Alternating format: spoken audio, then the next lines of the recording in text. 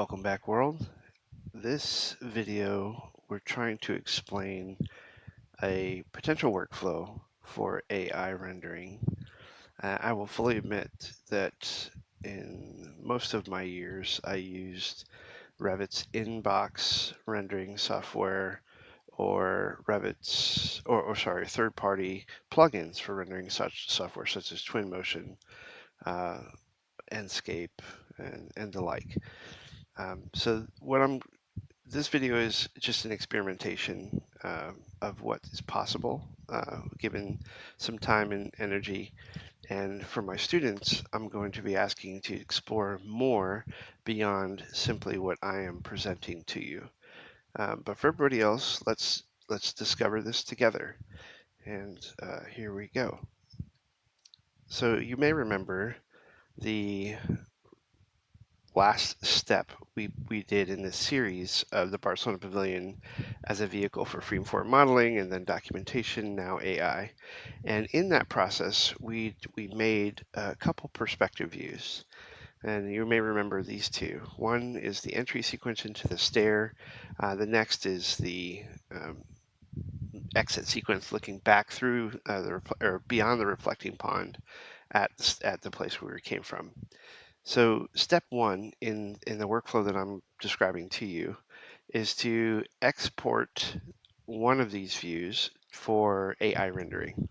And again, for those who are not part of my curriculum or class, and I would welcome your comments as to how I can improve this workflow because it is brand new to me. All right, so double click on the entry view, the 3D perspective we created in a Revit. And step one is to export this image so that we have a baseline for the AI software I'll be using. And so what I'm going to do is hit File, Export, and then scroll down in this box, and you'll see an option for images and animations. I'm going to click Image.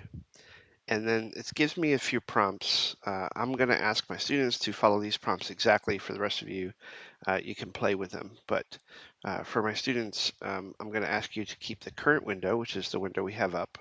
I would like you to change the radio button to zoom to 100%.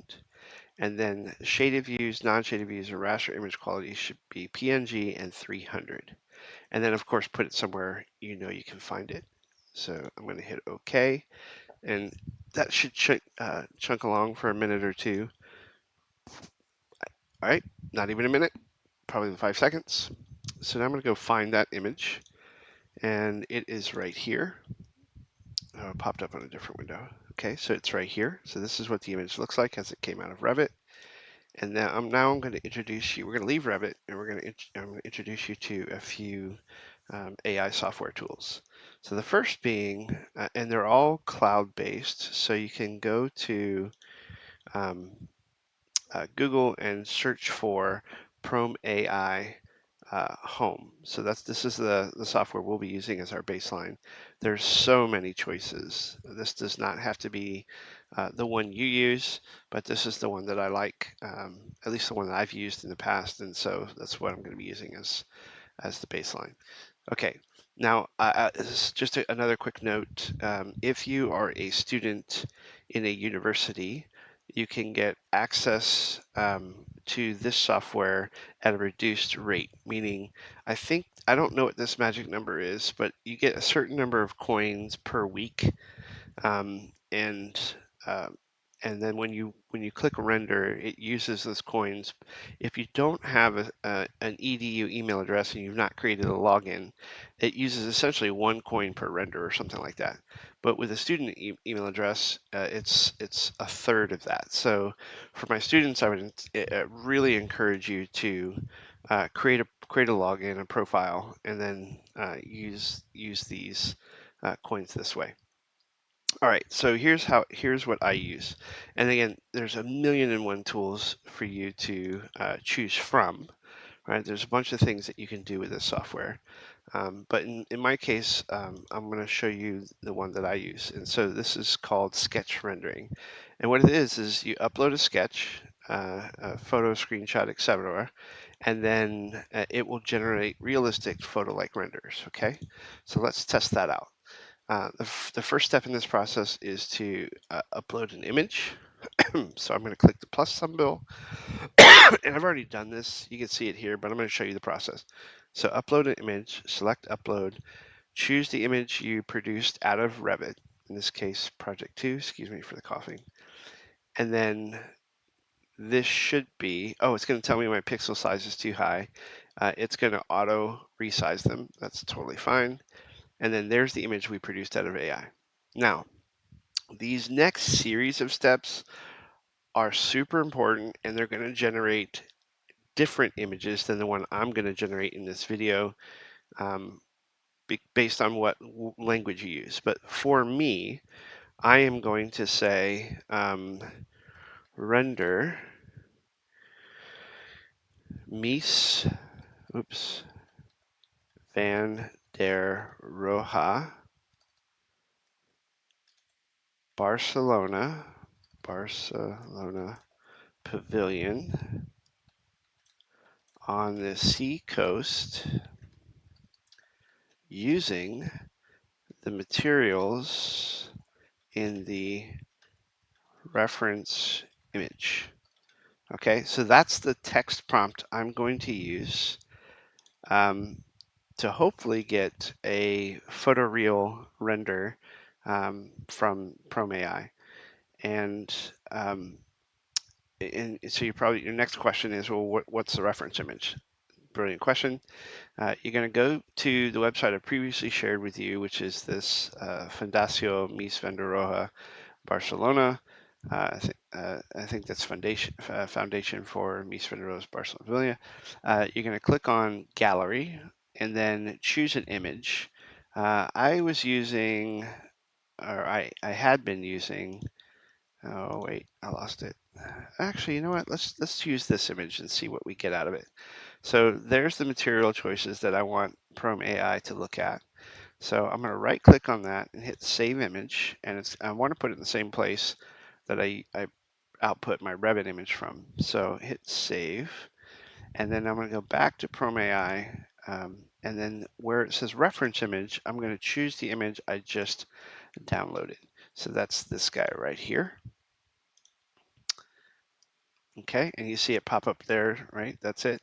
And the next few options are again, if you don't do exactly what I do, you're going to get a different response from the AI. But that's intended. Like I want my students to play around with this and to discover what's possible. But for me, in the first example, I'm going to show you the very first thing is what model type are we looking for? Version 1 offers the fastest rendering options, but image quality may be lower. Version 2, which costs more, features a wide variety of styles, delivering high-quality renderings. And version 3 provides improved text comprehension for more coherent image content and has fewer rendering models available. Okay, so I'm doing version 2. The next choice is what kind of style are you looking for in the photography? I have chosen realistic, but you can choose any number of these that tickle your fancy. But I like realistic a lot. I have also used cinematic. I think those two are pretty good. And then the next option is what kind of scene is it? Obviously, this is architecture. And now the question is it a building? Is it a villa, residence building, etc.? Or that's building type. You could also do building style, and you can also do environment. And for this one, I want this, as I mentioned in the prompt, on the seaside, so I'm going to choose that. Okay, and then the mode choice is, and I'm not going to read this to you, but the detail, structure, precise, etc. I like detail because it gives me image control, and it's richly just detailed version.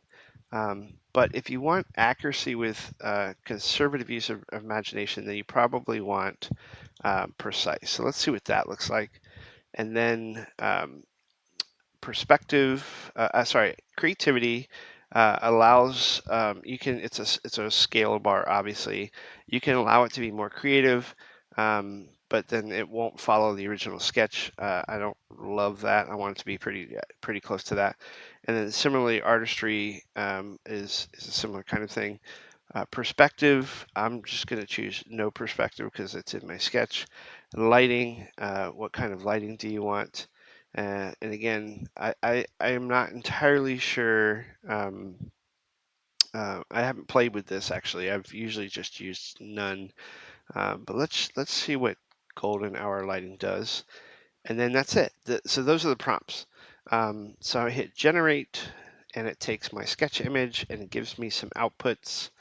And you're seeing an image I played with earlier just to test this. So I'll show you that too. But let's see what with the prompts I gave it. Let's see what the outputs are. And it takes just a second. It actually does give you some instruction, by the way. It says how to use upload, describe, choose a reference, choose the settings, and hit generate. Okay, so here are the outputs. Oh, that's interesting. It's not very faithful with the original, but it is really interesting. Um, that's the second option. That's interesting. They went with like a wire thing, concrete, really cool. And then, man, I mean, these are all really good. They're not really faithful, and so this is one that I was playing with earlier. Um, so they're not really faithful, but that's okay. And um, you know, that's one of the things I want you to play with. If you wanted something that was exactly what you wanted, then you would just render it in the software that you have, in this case, Revit, etc. But I'm curious to, if you could give your client 3 or 4 different options to look at, this could be a really powerful tool. All right, so for my students, though, what I'd like you to consider is some very different versions. And so I'm going to do one different version, but using a different reference image. So I'm actually going to delete the style. I'm going to delete the lighting. And then I'm going to delete my reference image. And I'm going to search for a new reference image. So I'm going to click out of this and go to Google. And I have always been fascinated with Van Gogh. So I'm going to try, or Van Gogh, I think is how you pronounce his name. So I'm going to try, and this is one of my favorites, Starry Night. So I'm going to try something. I've never done this, obviously. So I want to try something, see how this goes. Save as, if it lets me. Nope, that's not going to let me. So, and again, I'm sure there's a better way of doing what I'm doing, but this is how I do it. So I go to screenshot, snipping tool, or screenshot, same thing. And then I'm just going to snip out the image that I want. And I'm going to hit save. And I'm going to put it here as, if I could spell, Starry. Is that how you spell Starry Night? I'm not sure. Anyway, Starry Night. Okay, I'm going to go back to Chrome. And under the reference image, I want to upload Starry Night. Now, I'm going to change my prompts a little bit because that's going to confuse it. So what I'm going to say is render Mies van der Rohe's Barcelona Pavilion on the seacoast using materials from the original project, but use colors from the reference image.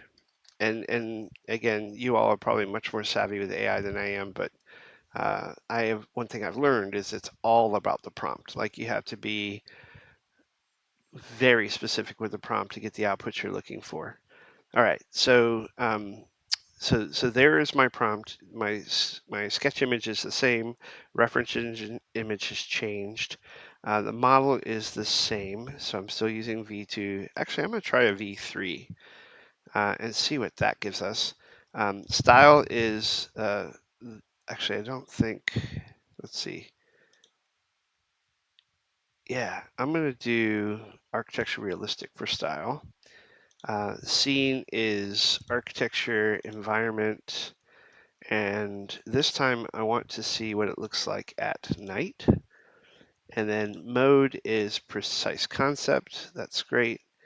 And let's see what we get.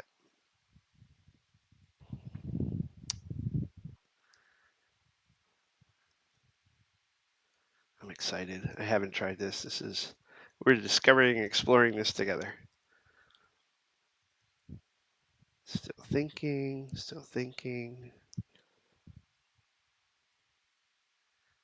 And I didn't tell it what lights exist in the building. So, wow. So nice.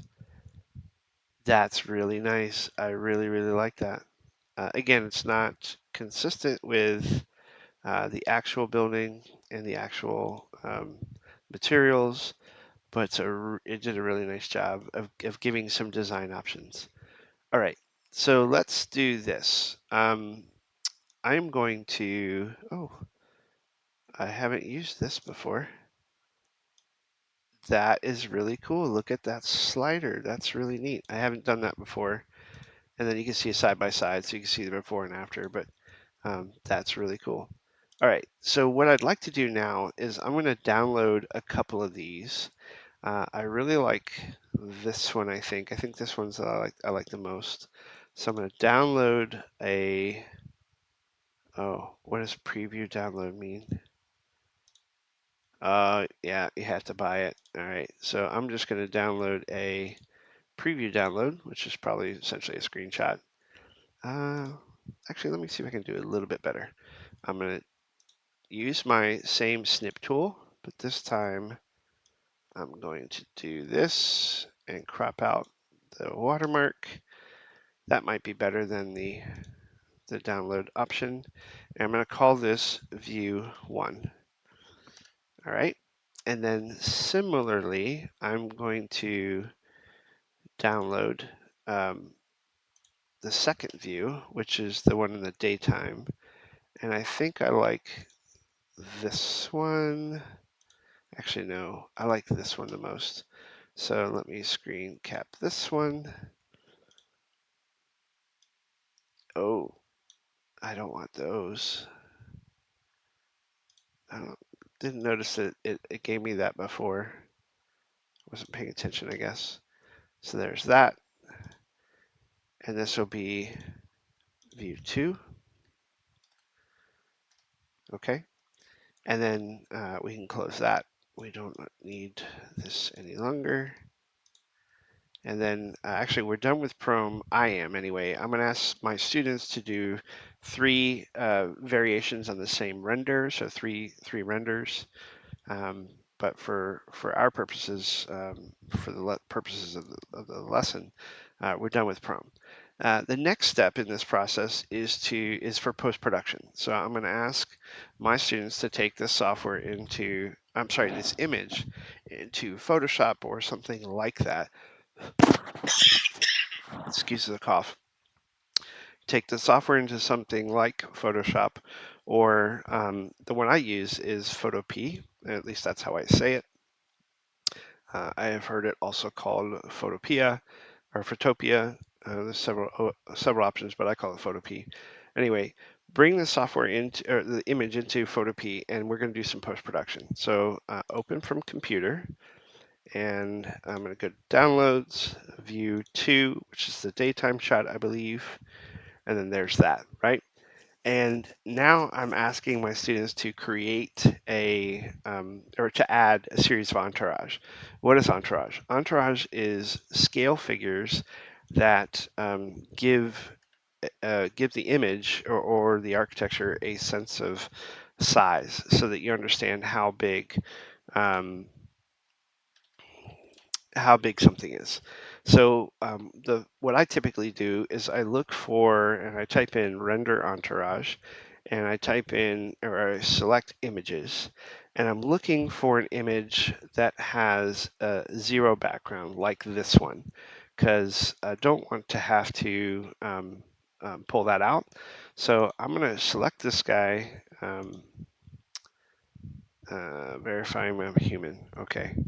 So I'm going to select this guy and then see if it will let me, I guess, use extension.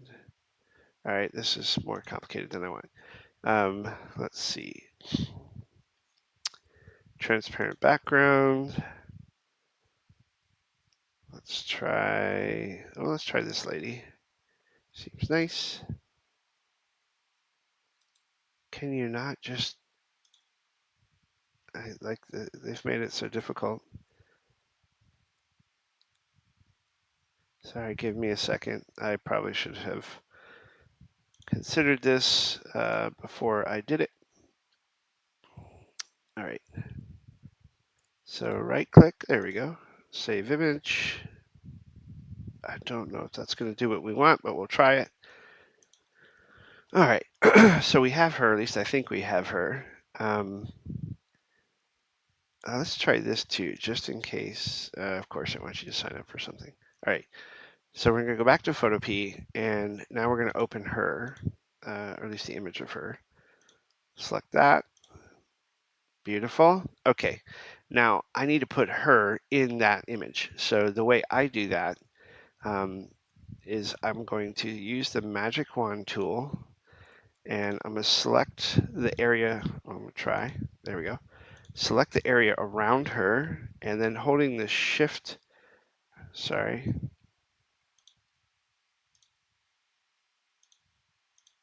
There we go. Holding the shift button, I'm going to select the areas around her, and you can actually choose some methods or play with this to see if you find a method that is easier for you. But I find this one to be pretty accurate or pretty good. All right, so now I've selected everything around her, and this is why I wanted a blank background. I'm then going to invert that selection, so I just have her, and I'm going to hit Control C for copy, and go back to this original view, and I'm Control V for paste. And now she's in this image, right? So obviously she's too big, so I'm going to do Edit, Scale, and scale her down a little bit.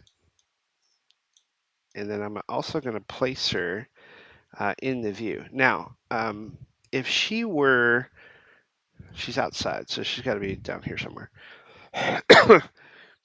If she were,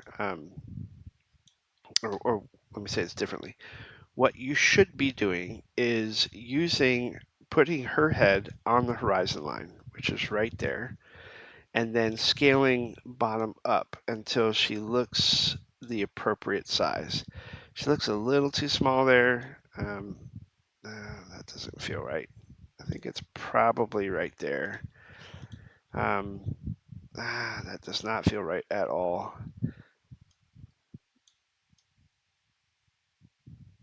Let's see. Yeah, so there's a step, right?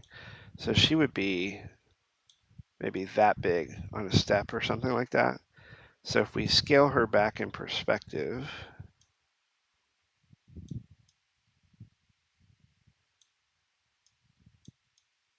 something like that.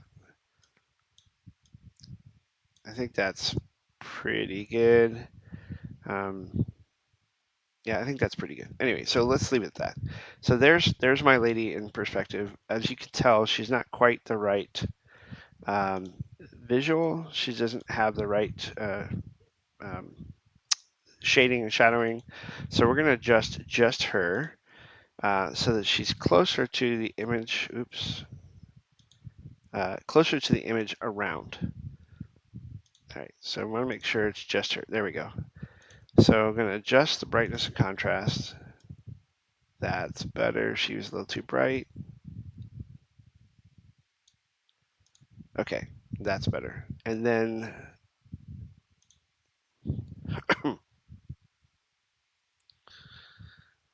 using the Alt, at least in Photopea, using the Alt and the scroll wheel, I'm zooming in and out. I don't see where the shadows are coming from. I think it's the sun's coming from this direction, so I'm going to show you how to drop a shadow on her too.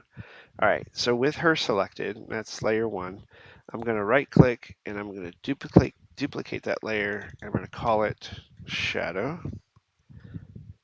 And then now I'm going to freeform manipulate that image, the shadow image, using transform.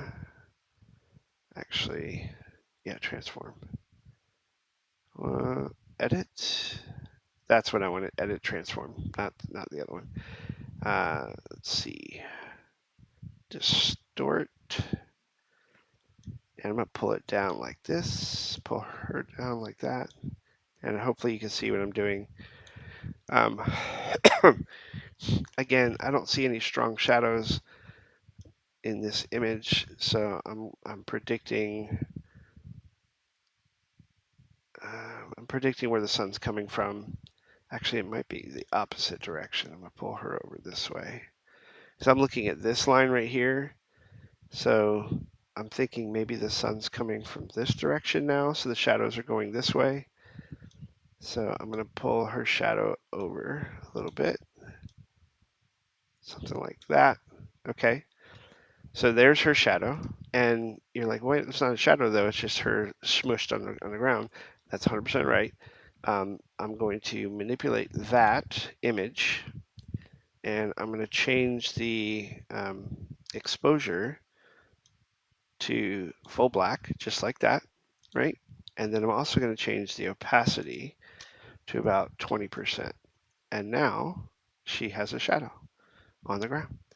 So anyway, this is what I'm asking my students to do. I would like you to take stabs at manipulating the image, doing some post-production, adding people, adding cars, adding trees, all that stuff. The other thing is what you should do is double check the AI output for image correctness. And so in the background image, I'm going to do auto tone, auto color, and auto contrast, and then auto color.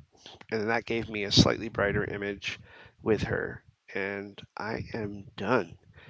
So I think hopefully you all enjoyed this lesson. It is more of an an exploration than a do this, do that kind of exercise. But in summary, we output a 3D visual from Revit. We then took that output into Chrome AI, and using a series of prompts, we received these different versions. And then for my students, again, I'm asking you to select 3 of these that are different than obviously than the original, so each are different. And then you're going to take all 3 of those for my students into Photopea, add people with shadows, color correct the image, and then you're going to export that image and upload it to me. So that process is actually pretty easy too. You go to File and Export PNG, and whatever you want to call it, and hit Save, and it went to my downloads. So when I go to my downloads, there it is, right? And that's it. Again, hopefully you all found some value in this. For my students, this is the last in our series of Revit 101. And in this one, again, is much more about exploration, finding the tools, playing with the tools, using them in the ways that you like. And hopefully you enjoyed the course. Take care, everybody.